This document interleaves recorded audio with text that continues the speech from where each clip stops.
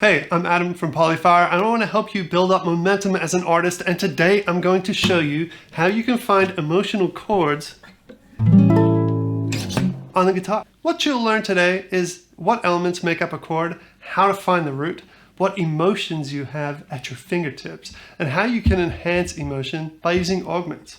Also, making the bass player do something else besides root notes. Shots fired, I went there, can you believe it? Let's move on. Building emotional beautiful chords on guitar, it doesn't have to be hard. And you can stop clicking through this kind of nonsense. Just hope that you'll stumble upon this perfect chord. And when you finally do, you know, it doesn't even feel good because you didn't really find it. You just clicked through something.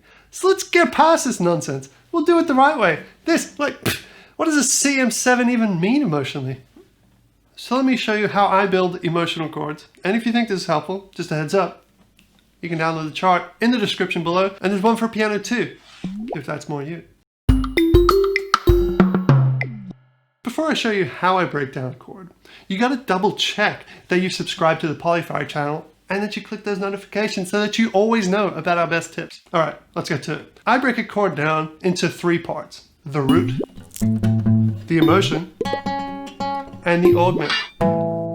Ooh, the root is usually what the bass guitar would play.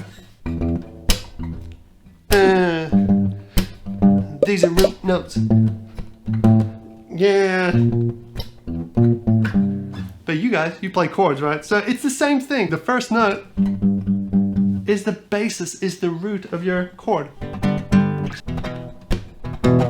Oh, come on now, sing it again.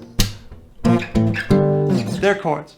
But the first note is the root. So the way you find it is you just got to think about what direction you want the song to take. It can go up, it can go down, or it can just be the first note in your song, right? What do you want it to be? Something like, ba. What is ba? Where do you find that? Ba. It's a G. Who cares it's a G? It's not important. We don't need those letters. We don't need those little M's and the sevens. Get out of here. So I want this one. This is where I want it to go. So our chord currently sounds like this. It's just one note so far, so it's not technically a chord yet. So let's keep moving. So once we've established the root on either the E or the A string, the E, by the way, is the fattest string, and A is the secondest, fattest string, we can start to think about what emotions we want to convey. Human beings have emotions that are broken down into 6 basic emotions. We got disgust, we got fear, we got sadness, we got happiness, we got surprise, and we got anger. And by changing their intensity or pairing them with other emotions, we can find and create all of the human emotions. For instance, anger, pumped up, becomes rage, right? Sadness and surprise becomes my disappointment that you haven't clicked on the like button yet. With that in mind, let's choose an emotion from the chart. I'm going to choose a common one, like happiness.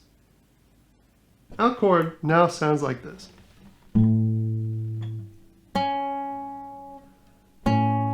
It's just 2 notes. It's kind of basic, but we're getting the idea. It's building. We're going somewhere now.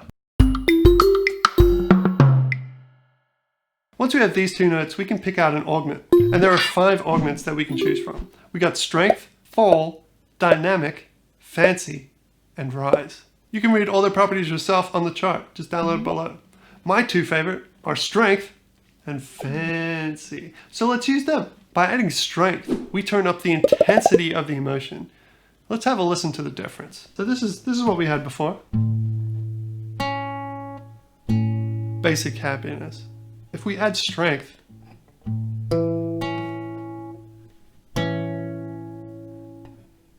now we've moved to joy.